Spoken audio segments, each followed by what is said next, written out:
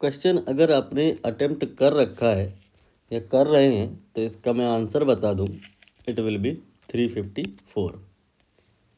Straight forward अगर formula लगाने की बात करें तो ये तो 2I/c होगा, जहाँ पे I/c जो होता है उसका वैल्यू होता है E0 E/RMS whole square.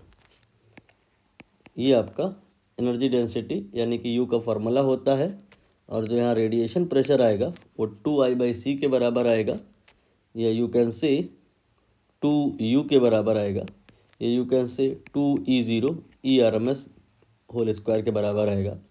But ये सारी बातें हो सकता है आपको समझ में ना आ रही हों, तो फिर कंसेप्ट को यहाँ पर इंक्लूड कराना पड़ेगा, थ्योरी बतानी पड़ेगी। यहाँ पर एक वेव है, प्लेन इलेक्ट्रोमैग्नेटिक वेव आ रही है, वो चलते चलते आने दीजिए।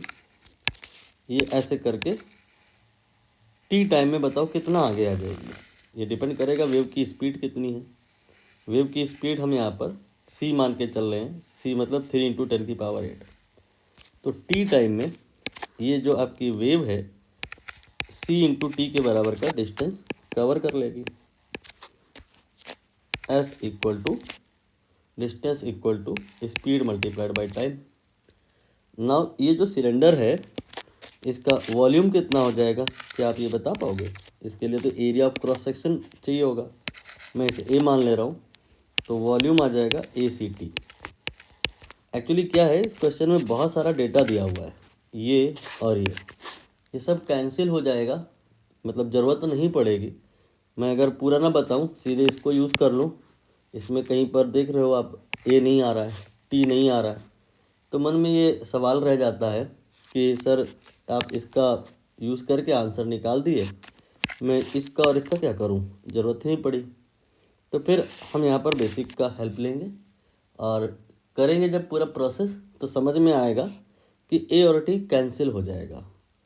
अब जब कैंसिल हो जाएगा या नहीं हो जाएगा, प्रत्येक परिस्थिति में करना ये चाहिए कि पहले हमें वेरिएबल के टर्म्स में क्वेश्चन को सॉल्व कर लेना चाहिए, वैल्यू बाद में रखना चाहिए।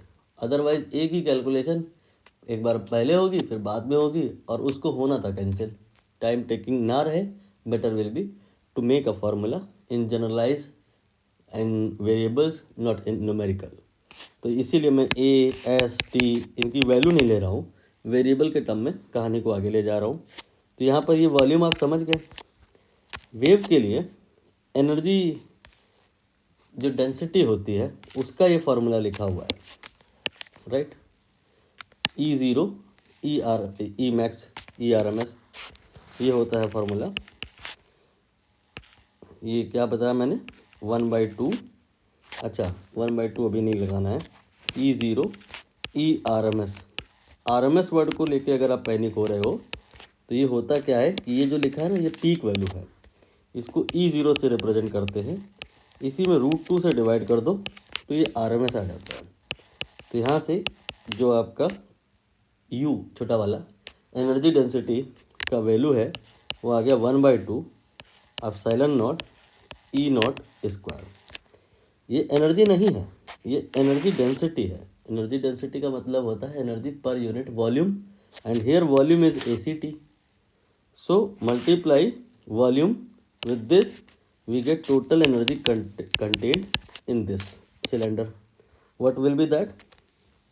ये आ जाएगा ½ ε0 E0² ACT। ये आपका टोटल एनर्जी का, यानी कि छोटा वाला यू नहीं, बड़ा वाला यू, उसका वैल्यू हो गया टोटल एनर्जी। और एनर्जी अगर है कहीं तो जाहिर सी बात है मोमेंटम भी है। वो कैसे निकलता है, आपको बस करना क्या होता है, मोमेंटम निकालने के लिए U में C से डिवाइड करना होता है। टोटल एनर्जी में जो अगर आप C से डिवाइड कर दो तो मोमेंटम आ जाता है। ये हो जाएगा ½ E0² AC कट जाएगा AT। ये मोमेंटम है यहाँ पे और ये एनर्जी है यहाँ पे। तो इस वॉल्यूम में एनर्जी या मोमेंटम, ये आपको आइडिया लग गया। अब ये आपका आगे जा रहा है, अगर आगे कोई ऑब्स्ट्रक्शन नहीं आया तो जाता रहेगा, लेकिन अगर ऑब्स्ट्रक्शन आया तो ये आपका जो मोमेंटम है, टकराने के बाद कई प्रकार की परिस्थितियाँ हो सकती हैं। जैसे कि यहाँ पर ये जो दीवार है, इसको ये ट्रांसमिट करके आगे निकल जाए, आर पार ट्रांसमिट हो जाए, या यहाँ पर एब्जॉर्ब हो जाए, या हो सकता है यहाँ से रिफ्लेक्ट हो जाए। तो यहाँ पर हो सकता है इन तीन में से का कोई कॉम्बिनेशन हो जाए। प्रश्न में दिया है कि ये परफेक्टली रिफ्लेक्टिंग सरफेस है, मतलब जितना मोमेंटम ये गया ना, रिटर्न होके ये उतना ही वापस भी आया, तो टोटल मोमेंटम में जो चेंज होगा magnitude wise will be double of that. तो you can say 2 multiplied by half epsilon not E not square AT। ये आई होप आप डबल वाली बात समझ पा रहे होंगे। अगर 2 के मोमेंट 2 यूनिट मान लो 5 यूनिट का मोमेंटम जा रहा है और 5 यूनिट रिटर्न होके वापस आया, तो चेंज 0 नहीं हुआ, चेंज 10 हुआ। आप प्लस माइनस का ध्यान रख करके करें। जाते टाइम का अगर नेगेटिव माने तो लौट के आते टाइम का पॉजिटिव हो जाएगा, और चेंज जो है डबल हो जाएगा, 10 हो जाएगा। अब ये मोमेंटम में जो चेंज हुआ है कितने टाइम में हुआ है? T टाइम में हुआ है। करस्पॉन्डिंग टू दैट आप अगर फोर्स निकालना चाहते हो तो कभी भी फोर्स का मतलब क्या होता है? चेंज इन मोमेंटम देख लो, कितने टाइम में हुआ है ये भी देख लो, डिवाइड कर दो। तो डेल्टा P की वैल्यू हम यहाँ रख देंगे तो फोर्स निकल आएगा यहाँ पे, ये आ जाएगा 2 than half then epsilon not E not square. आपने नोटिस किया T कैंसिल हो गया, इसीलिए इस वाली बात की यहाँ पे नीड नहीं रहेगी।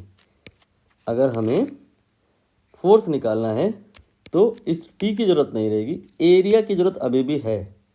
यहाँ पर एरिया आप लिखेंगे, लेकिन अगर हमें प्रेशर निकालना है, क्या करना है? प्रेशर। तो प्रेशर होता है फोर्स डिवाइड बाय एरिया।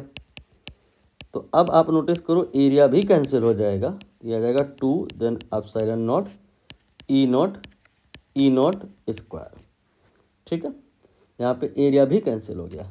तो for the calculation purpose of force time will not be required, for the calculation purpose of pressure neither time nor area will be required. Only what required? These things like E0 E0। ठीक है, यहाँ पे एक बार आप check कर लें जो मैंने यहाँ पे लिखा था, क्या इससे ये मैच कर रहा है? देखते हैं। ERMS का मतलब मैंने आपको बताया था ना, E0/√2 हो जाएगा। रख के देख लो, इस जगह पे 2 epsilon not E0/√2 square of that, तो रेडिएशन प्रेशर आ जाएगा एप्सिलॉन नॉट, 2 कैंसिल हो जाएगा, E0 स्क्वायर। यहाँ पर हमने ये निकाला है, और यहाँ पर हमने बेसिक की हेल्प से निकाला है, ये 2 कैंसिल हो गया, एप्सिलॉन नॉट E0 स्क्वायर आया। तो कैसे भी कर लें, बात तो एक ही पड़ेगी। अब हम वैल्यू पुट कर लेंगे। एप्सिलॉन नॉट होता है 8.85 इंटू 10⁻⁻12, और E0 यहाँ पर लिखा हुआ है 200। ठीक है, स्क्वायर कर लीजिए।